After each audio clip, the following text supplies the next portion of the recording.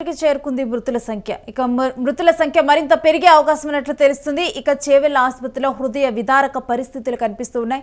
దీంట్లో గాయపడిన వారు చికిత్స పొందుతూ ఉన్నారు. ఇక చనిపోయిన వాళ్ళ కుటుంబీకుల రోదనలతోనైతే మిన్నంటిపోతోంది. ఇక హాస్పిటల్ 35 మందికి చికిత్స అందుతున్నట్టు వైద్యులు తెలిపారు. చేవెళ్ల ప్రభుత్వ ఆసుపత్రికి మంత్రి పొన్నం ప్రభాకర్ చేరుకున్నారు. బాధిత కుటుంబాలను మాజీ మంత్రి సవిత పరామర్శించడం జరిగింది. ఇక దీని మీద దిగ్భ్రాంతి కూడా వ్యక్తం చేశారు. ప్రధాని మోదీ కానీ సీఎం రేవంత్ రెడ్డి కానీ వీళ్ళు దిగ్భ్రాంతిని వ్యక్తం చేశారు. మృతుల సంఖ్య పెరగటం కూడా ఒకవైపు దిగ్భ్రాంతి ఆందోళన కలిగిస్తుంది. దీనికి సంబంధించిన డీటెయిల్స్ మా ప్రతినిధి వెంకట్ అందిస్తారు. వెంకట్, మృతుల సంఖ్య ఇప్పుడు 31కి చేరుకున్నట్లుగా తెలుస్తుంది. డీటెయిల్స్ ఏంటి? ఈ మృతుల సంఖ్య ఇంకా పెరిగే అవకాశాలు కనబడతాయి. ఎందుకంటే ప్రమాద తీవ్రత చాలా ఎక్కువగా ఉంది. నేను అది జరిగినప్పుడు ఆ కంకర రాళ్ళు మీద పడటంతో చాలా మంది రాళ్ళు దాదాపుగా 20 నుంచి 25 మంది వరకు ఆ కంకర రాళ్ళ కారణంగానే ప్రాణాలు కోల్పోయినట్టుగా తెలుస్తుంది. మరికొంతమంది డైరెక్ట్ గా బస్సు వచ్చి తగలటం కారణంగా ప్రాణాలు కోల్పోయినట్టుగా కూడా అక్కడ స్థానికులు చెప్తున్నారు. అదే దీనికి సంబంధించి ఇప్పటికే పోలీసులు కూడా విచారణ మొదలు పెట్టారు. అసలు బస్సును టిప్పర్ ఏదైతే ఢీకొట్టిందో ఆ ఢీకొట్టిన సమయంలో దాని వేగం ఎంత ఉంది, అలాగే అంటే ఎవరెవరు ఎలా చనిపోయారు అనే దానికి సంబంధించి ఇప్పుడు పోలీసులు అయితే విచారణ మొదలు పెట్టారు. ఈ మృతదేహాలన్నింటినీ కూడా ఇప్పటికే చేవెళ్ల ప్రభుత్వ ఆసుపత్రికి తరలించి అక్కడ పోస్ట్ మార్టం కూడా నిర్వహించడం జరుగుతుంది. అంటే పోస్ట్ మార్టం వెల్లడించిన ఆ రిపోర్టులు బయటకు వచ్చిన తర్వాత మరణానికి గల కారణాలు ఏంటి అంటే ఎవరెవరైతే అంటే ముందు లారీ ఢీ కొట్టడం వల్ల చనిపోయిన వారు ఎవరు, అలాగే అదే సమయంలో గాలాడకి చనిపోయిన వారు ఎవరు, ఇవన్నీ కూడా వివరాలన్నీ కూడా బయటకు వచ్చే అవకాశం ఉంది. ఇక ఆ రోడ్డు విషయానికి వస్తే నిత్యం కూడా అక్కడ ప్రమాదాలు జరుగుతున్నాయి. దాదాపు గత 6 ఏళ్లలో దాదాపు 200 మందికి పైగా ఆ రోడ్లో ప్రాణాలు కోల్పోయారు.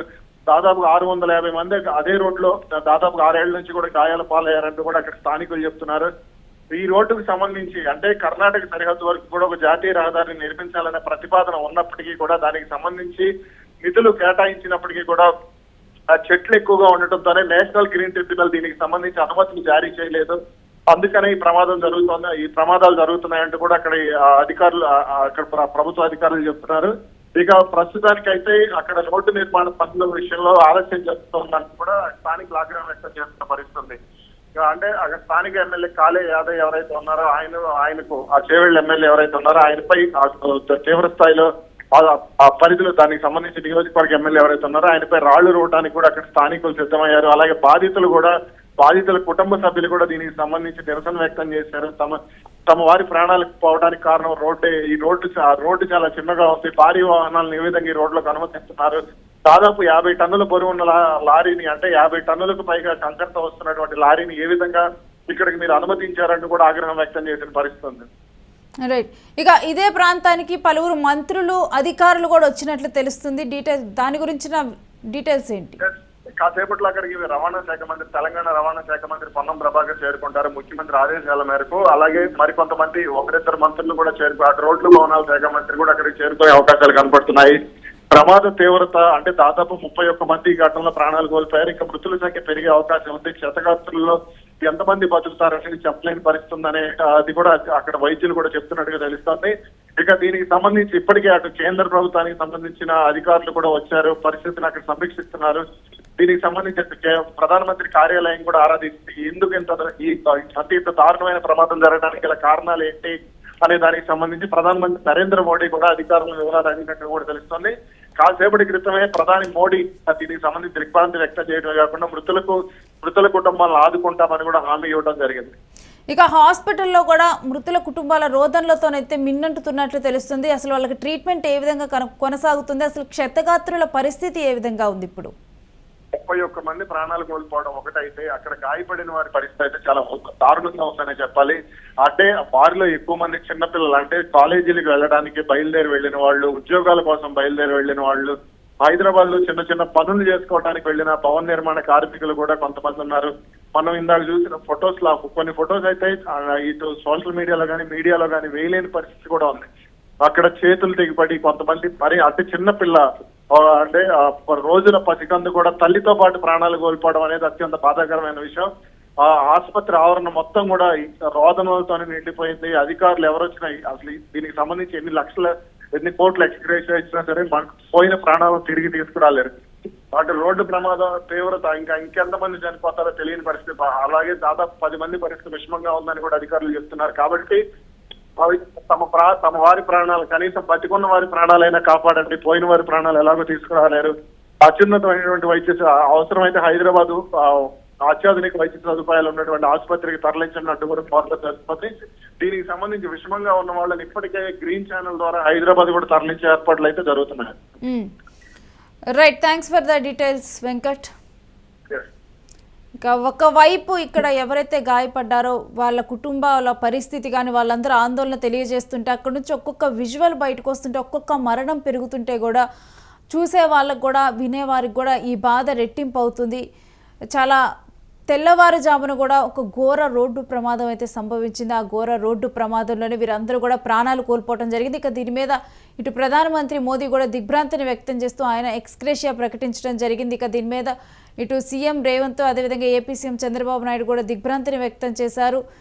ఇక రంగారెడ్డి జిల్లాలో జరిగినటువంటి ఈ ఘోర రోడ్డు ప్రమాదం మీర్జాగూడ దగ్గర ఆర్టీసీ బస్సును లారీ ఢీకొన్న ఘటనలోనైతే విద్యార్థినులు, ఉద్యోగులు, ఒక తల్లి తన చంటి బిడ్డతో చనిపోయింది. ఒకవైపు కొంతమందికి కాళ్ళు చేతులు తెగి పడిపోయినవి. ఇవన్నీ కూడా వింటుంటేనే కనీసం అవి చూడటానికి కూడా, అవి కనీసం టీవీల్లో ప్రసారం చేయడానికి కూడా వీలు లేనివి. అంత ప్రమాదకర స్థాయిలో కూడా ఆ ప్రమాదం జరిగింది. ముఖ్యంగా కూడా అక్కడ ఉన్నటువంటి స్థానికులు ఆరోపిస్తుంది ఏంటంటే ఇక్కడ ఒక రోడ్డుకు ఆల్రెడీ కూడా ఒక హైవేకి ప్రతిపాదన ఉంది. ఇక్కడ అయినప్పటికీ కూడా గ్రీన్ ట్రిబ్యునల్ నుంచి పర్మిషన్ రాకపోవడంతో కూడా దాన్ని నిర్మించలేదు. ఇప్పటికైనా కానీ దాన్ని నిర్మించండి. ఇప్పటికీ ఇక్కడ 2 సంవత్సరాలు కూడా 600 వరకు కూడా ప్రమాదాలు జరిగాయి, ఘోర రోడ్డు ప్రమాదాలు జరిగాయి. ఇప్పటికైనా కానీ ఆ రోడ్డు నిర్మించండి. ఆ రోడ్డు లేక ఇప్పుడు వీళ్ళందరూ కూడా ప్రాణాలు కోల్పోయారంటూ కూడా అక్కడికి వచ్చిన వాళ్ళందరూ కూడా నిరసనలు తెలుపుతున్నారు. ఇక ఈ మేరకు కూడా ఎమ్మెల్యే కాళే యాదవ్ అక్కడికి వచ్చినప్పుడు కూడా కాళే యాదయ్య మీద రాళ్ళు రువ్వుతున్నారు ప్రజలు.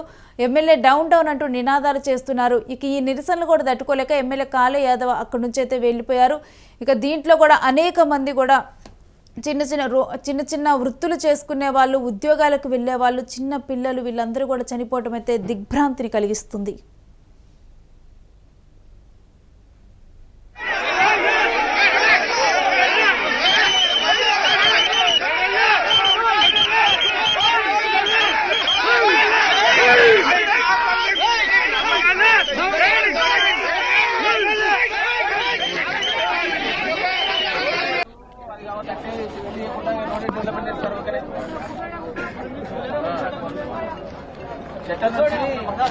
రోడ్ అవ్వట్లేదని 2018లో సర్వే అయ్యి రోడ్డు సర్వే అయింది. ల్యాండ్ ఆల్రెడీ ల్యాండ్ సర్వే అయ్యి కూడా ఇంతవరకు పనులు స్టార్ట్ కావాలి. ఈ ఎన్జిటి వాళ్ళు మళ్ళీ కేసు వేయడం వల్ల ఈ రోడ్డు పనులు కావట్లేదు. గవర్నమెంట్ కు సహకరిస్తలేరు వాళ్ళు. ఎన్జిటి వాళ్ళ మీద కేసులు పెడితే ఆ ఎన్జిటి వాళ్ళని తీసుకొచ్చి చెత్త కట్టేసే పట్టుతారు. అది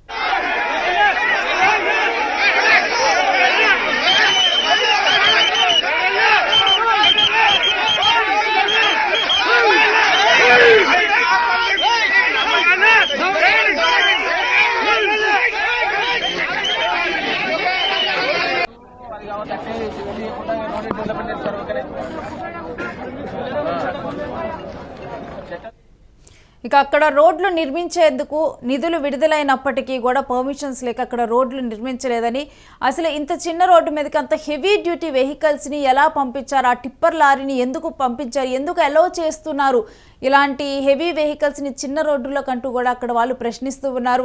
వాళ్ళని కోల్పోయిన ఆవేదనలో వాళ్ళు నిరసనలు వ్యక్తం చేస్తూ కూడా అక్కడికి వచ్చిన వారిని ప్రశ్నిస్తూ కూడా ఒక తీరని దుఃఖంతో, తీవ్ర ఆందోళనతోనైతే వాళ్ళందరూ కూడా ఉన్నారు. ఇక దీని మీద ఇటు ప్రధానమంత్రి మోడీ కూడా స్పందించడం జరిగింది. అసలు అక్కడ ఎందుకు ప్రమాదాలు జరుగుతున్నాయనేది కూడా తెలుసుకోవాలని చెప్పినట్లుగా కూడా మనకి మోదీ తెలుస్తుంది. ఇక ఈ ప్రమాదంలో చనిపోయినటువంటి రంగారెడ్డి డిస్టిక్లో జరిగినటువంటి ఈ ప్రమాదంలో చనిపోయిన ఈ ఇన్సిడెంట్ అసలు చాలా దిగ్భ్రాంతిని కలిగించింది. చాలామంది కూడా ఎఫెక్ట్ అయ్యారు. ఈ ఫ్యామిలీస్ కూడా ఇది వాళ్ళందరికీ కూడా డిఫికల్ట్ టైం. వాళ్ళందరికీ కూడా తొందరగా కూడా గాయపడిన వాళ్ళందరూ కూడా తొందరగా కోలుకోవాలని కూడా నేను కోరుకుంటున్నానంటూ కూడా ఇంకా ఈ మేరకు ఎక్స్గ్రేషియా ప్రకటించారు. 2 లక్షలు ఎక్స్గ్రేషియా ప్రకటించారు. దాంట్లో చనిపోయిన వారికి, ఇక గాయపడిన వారికి 50,000 చొప్పున కూడా ఎక్స్గ్రేషియా ప్రకటించారు. కాకపోతే అక్కడికి వచ్చిన స్థానికులు వీళ్ళందరూ కూడా కోట్లు ఇచ్చినా కానీ ప్రాణాలని వెనక్కి తీసుకొని రాలేం కదా అంటూ కూడా అని అక్కడ వాళ్ళందరూ కూడా నిరసన తెలుపుతున్నారు. ఇంకా రేవంత్ రెడ్డి ఈ విషయం తెలిసిన వెంటనే కూడా చాలా దిగ్భ్రాంతిని, హృదయ విదారక దృశ్యాలు, ప్రమాద దృశ్యాలు కూడా హృదయాన్ని కలిచివేశాయంటూ కూడా తాను ఇటు ట్వీట్ చేశారు. మృతుల కుటుంబాలకు ప్రగాఢ సానుభూతి తెలియజేసి కూడా ప్రభుత్వం అన్ని విధాలుగా ఆదుకుంటుంది అని కూడా అండగా ఉంటుంది, క్షతగాతులకు మెరుగైన వైద్య సహాయం అందించడానికి యుద్ధ ప్రాతిపదికన చర్యలు తీసుకుంటున్నామంటూ కూడా తెలియజేశారు. ఇక దీనిపై రాష్ట్ర ప్రభుత్వ ప్రధాన కార్యదర్శి రాష్ట్ర డీజీపీతో ఆల్రెడీ కూడా ఇప్పటికే మాట్లాడినట్లుగా సీఎం తెలిపి మెరుగైన వైద్యం కోసం క్షతగాతుల్ని హైదరాబాద్కు తరలించవలసిందిగా ఆదేశించినట్లుగా తెలిపారు. ఇక కలెక్టర్, స్థానిక శాసనసభ్యులు, రవాణా శాఖ మంత్రి పొన్నం ప్రభాకర్లను ఘటనా స్థలానికి వెళ్లి సహాయక చర్యలు పర్యవేక్షించవలసిందిగా కూడా సీఎం ఆదేశించారు. సీఎం రేవంత్ రెడ్డి విచారణ వ్యక్తం చేస్తూ కూడా అధికారులు వెంటనే అక్కడికి చేరుకొని అవసరమైన చర్యలు చేపట్టాలంటూ కూడా ఆయన అందరికీ కూడా అధికారులకు ఆదేశాలు ఇచ్చారు. ఇక ప్రమాదానికి సంబంధించిన పూర్తి వివరాలు కూడా తనకి ఎప్పటికప్పుడు తెలియచేయాలంటూ కూడా వారందరినీ కూడా ఆదేశించారు. ఇక ఏపీ సీఎం చంద్రబాబు నాయుడు కూడా ఈ విషయం మీద అయితే దిగ్భ్రాంతిని వ్యక్తం చేశారు. తీవ్రంగా కలిచివేసింది ఈ ప్రమాదంలో ప్రమాదంలో ప్రయాణికులు మృతి చెందటం అనేది. మరోవైపు మృతుల కుటుంబాలకి ప్రగాఢ సానుభూతిని తెలియజేస్తూ కూడా త్వరగా కూడా ఎవరైతే దీంట్లో గాయపడ్డారో గాయపడిన వారి పరిస్థితి కూడా చాలా విషమంగా, అంటే తీవ్ర గాయాలతోనే వారు కూడా ఆసుపత్రిలో చేరారు. ఇక వారు కూడా ఇటు త్వరగా కోలుకోవాలంటూ కూడా చెప్పారు. ఇక నారా లోకేష్ కూడా దీని మీద స్పందించారు. తెలంగాణ రాష్ట్రంలో జరిగినటువంటి మీర్జాగూడ దగ్గర ఆర్టీసీ బస్సు లారీ ఢీకొట్టడంతో కూడా పలువురు మృత్యువాత పట్టమైతే హృదయం ద్రవించిపోయిందంటూ కూడా మాట్లాడారు. కేవలం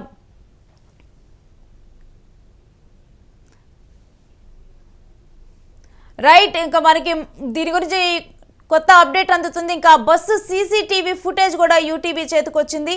ఇక మనం చూస్తూ ఉన్నాము, ప్రమాదానికి గురైన బస్సు మనం చూస్తూ ఉన్నాము. తాండూరు బస్ స్టేషన్లో అది బయలుదేరింది. 4:59 టైంలో కూడా తెల్లవారుజామున ఇది బయలుదేరటం అనేది జరిగింది తాండూరు స్టేషన్ నుంచి కూడా. ఇక ఆ సమయంలో కూడా మనం చూసిన తాండూరు స్టేషన్లోనే 4:50 టైంలో, ఆ టైం 59 అంటే సరిగ్గా కూడా 5 గంటల సమయంలో అది బయలుదేరిందని మనం చూడొచ్చు. 5 గంటల సమయంలోనే బస్సు ఫుల్గా తాండూరు నుంచి బయలుదేరటమే. కేవలం 1-2 సీట్లు మాత్రమే మనకి ఖాళీగా కనిపిస్తూ ఉన్నాయి, మనం చూస్తూ ఉన్నాము. అక్కడి నుంచే చాలా వరకు కూడా జనాలు ఎక్కటం జరిగింది. ఇవాళ సోమవారం కావడంతో కూడా భవన నిర్మాణ కూలీ పనులు చేసుకునే వాళ్ళు కానీ, మరొక వైపు ఉద్యోగాల రీత్యా దగ్గరే కదా ఊరు, ఈ 2 రోజులు ఊరిలో గడిపొద్దామని బయలుదేరి వెళ్ళిన వాళ్ళు కానీ, మరికొంతమంది విద్యార్థులు కూడా వీళ్ళు కూడా సరే ఈ 2 రోజులు సెలవులు ఇంట్లో గడిపి మళ్ళీ కాలేజీకి వెళ్దాం అనుకున్న వాళ్ళు, వీళ్ళందరూ కూడా తెల్లవారుజామున ఎవరికైతే పనులు 10 నుంచి కూడా పనులు స్టార్ట్ అయిపోతాయో వారందరూ కూడా తెల్లవారుజామున కూడా సోమవారం అక్కడ నుంచి బయలుదేరుతూ ఉంటారు. మనం ఇవన్నీ కూడా చూస్తూనే ఉంటాం. మనం ఇళ్ళకు వెళ్ళిన క్రమంలో కూడా వీకెండ్స్ అయిపోయిన తర్వాత కూడా వీక్ డేస్లో తెల్లవారుజామున బయలుదేరి కరెక్ట్గా ఆఫీస్ టైంకి వెళ్ళేలాగా కూడా మన ప్రయాణాలని ప్లాన్ చేసుకుంటూ ఉంటాం. అదేవిధంగా వీళ్ళు కూడా ప్లాన్ చేసుకొని ఈ బస్సు ఎక్కడం అనేది జరిగింది. బస్సు ఎక్కి తెల్లవారుజామున 5 కూడా ఇంట్లో వాళ్ళందరికీ కూడా చక్కగా కూడా మరలా నెక్స్ట్ వీకెండ్ వస్తా అని చెప్పి వారందరూ కూడా ఇంట్లో వాళ్ళకి చెప్పి వాళ్ళ కుటుంబ సభ్యులు తెల్లవారుజామునే వచ్చి వాళ్ళని ఆ బస్సు ఎక్కించి వెళ్ళారు. కానీ వాళ్ళకి తెలియదు కదా ఆ బస్సే వాళ్ళకి యమపాసంగా మారుతుంది, వాళ్ళ ప్రాణాలని బలికొంటుంది అని. కొంత దూరం వాళ్ళు ప్రయాణించిన తర్వాత మీర్జాగూడ వద్ద అయితే ఆ బస్సే వాళ్ళకి యమపాసంగా మారింది. ఒక టిప్పర్ లారీ రూపంలోనైతే యముడు వాళ్ళ దగ్గరికి చేరినట్లుగా మనం చూడొచ్చు. ఆ టిప్పర్ లారీ అది హెవీ లోడ్తో రావటం, ఆ హెవీ లోడ్తో వచ్చింది, స్పీడ్ కంట్రోల్ చేసుకోలేక ఆ బస్సు మీద పడటం. ఇక అదే సమయంలో ఆ బస్సులో ఉన్నటువంటి వారు ఎటూ తప్పించుకోలేక ఆ కంకర్ రాళ్ళ కింద ట్రాప్ అయిపోయినట్లుగా కూడా ఆ కంకర్ రాళ్ళ కింద పడిపోయి ఒకవైపు దీని గాయాలైపోయి ఒకవైపు, మరొక వైపు ఏమో ఆ కంకర్రాళ్ళ కింద పడి ఊపిరాడకనైతే వాళ్ళు ప్రాణాలు విడిచారు. ఇక ప్రజెంట్ 31 మంది మృతుల సంఖ్య కూడా తేలింది. 31 మందికి కూడా పోస్ట్ మార్టం నిర్వహిస్తున్నారు. దాని తర్వాత మరి వీళ్ళు గాయాల వల్ల చనిపోయారా లేకపోతే ఊపిరి ఆడకపోవటం వల్ల కూడా చనిపోయారా అన్న డీటెయిల్స్ను కూడా వెల్లడించనున్నారు. కానీ ఈరోజు జరిగినటువంటి ఈ ఘటన అయితే తీవ్ర దిగ్భ్రాంతికి గురి చేసింది. ఒక మొత్తం కూడా మీర్జాగూడ కానీ అసలు మొత్తం కూడా అందరికీ కూడా ఇదొక దిగ్భ్రాంతిని కలిగిస్తుందని చెప్పాలి. ఎందుకంటే ఈ మధ్య కాలంలో జరుగుతున్నటువంటి బస్సు యాక్సిడెంట్లు కూడా తీవ్ర దిగ్భ్రాంతిని కలిగిస్తూ ఉన్నాయి. యాక్సిడెంట్లో 10ల సంఖ్యలో కూడా చనిపోతూ ఉన్నారు. వరుసగా కూడా ఈ ఘటనలు వెంటనే వారంలోనే వెంటనే చోటు చేసుకోవటం కూడా ఒకవైపు భయాన్ని కలిగిస్తూ ఉంది. వాళ్ళ ఇళ్లలో వాళ్ళు ప్రయాణాలకు వెళ్తున్నారు అంటేనే ఒక భయం కలుగుతూ ఉంది. వాళ్ళు సురక్షితంగా వాళ్ళు అనుకున్న డెస్టినేషన్కి, వాళ్ళు అనుకున్న ప్రాంతానికి చేరుతారా లేదా అని చెప్పి కూడా ఒక భయం కుటుంబ సభ్యులను నెలకొనేలాగా కూడా ఈ ప్రమాదాలు అనేవి చేస్తూ ఈ ప్రమాదాలు కూడా వాళ్ళను బాధపడేలాగా ఆలోచింపజేసేలాగా కూడా చేస్తూ ఉన్నాయి. ఇక మనం చూస్తూ ఉన్నాం కదా ఈరోజు ప్రమాదానికి గురైన బస్సు. అదే వాళ్ళందరూ కూడా వాళ్ళు అనుకున్న ప్రాంతాలకు అనుకున్న టైంకి చేరేందుకు గాను ఈ బస్సు ఎక్కారు. కానీ వాళ్ళు తిరిగి రాని ప్రాంతాలకు కొందరు చేరుకున్నారు, మరికొందరేమో తీవ్ర గాయాలతో కూడా ఆసుపత్రిలో చికిత్స పొందుతున్నారు. ఇక వాళ్ళ కుటుంబ సభ్యుల రోదనలతోనైతే ఆసుపత్రి అయితే మిన్నంటుతుంది. మనం చూస్తూ ఉన్నప్పుడు కూడా బస్సు రైట్ సైడ్ కూడా 1-2 సీట్లు మాత్రమే ఖాళీ ఉన్నాయి, మిగిలినవి మొత్తం కూడా జనాలతో నిండిపోయి ఉన్నాయి.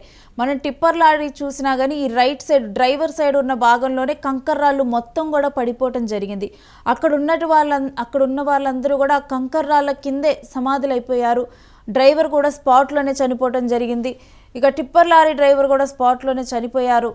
ఇక ఈ విధంగా కూడా ఒక 5 గంటల సమయంలో కూడా ఈ బస్సు ఒకవైపు తాము అనుకున్న ప్రాంతాల కోసం బయలుదేరినటువంటి వాళ్ళు కూడా అనుకోని ప్రమాదానికి గురయ్యి తీవ్ర విషాదం కలిగించింది. ఈ ఘటన అయితే మొత్తం కూడా రాష్ట్రంలోనే తీవ్ర విషాదాన్ని కలిగించింది. దీని మీద ఇటు సీఎం రేవంత్ రెడ్డి స్పందించడం జరిగింది. అందరికీ కూడా మెరుగైన చికిత్స అందించేలాగా కూడా అవసరమైతే పెద్ద హాస్పిటల్స్కి తీసుకొని వెళ్ళి హైదరాబాద్కు తరలించి వాళ్ళకి సరైన వైద్యం అందించేలాగా కూడా సకాలంలో అందించేలాగా అధికారులు ఎప్పటికప్పుడు కూడా దీని గురించి ఏం జరుగుతుంది ఏంటి అన్నది తెలుసుకొని ప్రతి వివరం ప్రతి అప్డేట్ కూడా తనకు అందించాలని కూడా సీఎం కూడా అధికారులకు ఆదేశాలు జారీ చేశారు. ఇక ఈ ఘటన తెలిసిన వెంటనే కూడా ప్రధానమంత్రి మోడీ కూడా దిగ్భ్రాంతిని వ్యక్తం చేశారు. తనని కలిచివేసింది ఈ ఘటన అంటూ కూడా తను చెప్పడం జరిగింది. ముఖ్యంగా కూడా ఈ యాక్సిడెంట్ జరిగిన తీరైతే అందరినీ కూడా కలిచివేస్తుంది, దిగ్భ్రాంతికి గురి చేస్తుంది.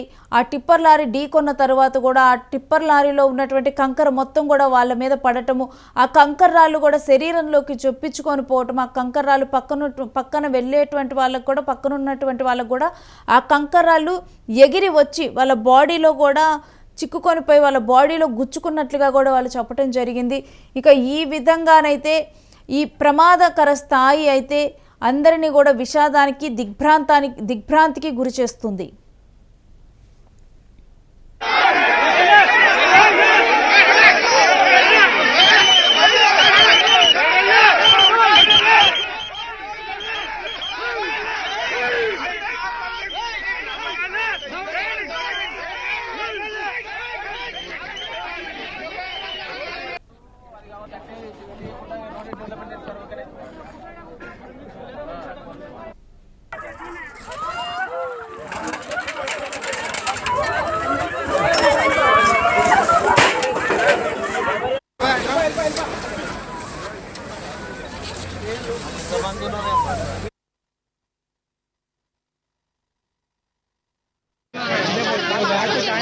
बच गया ना आदमी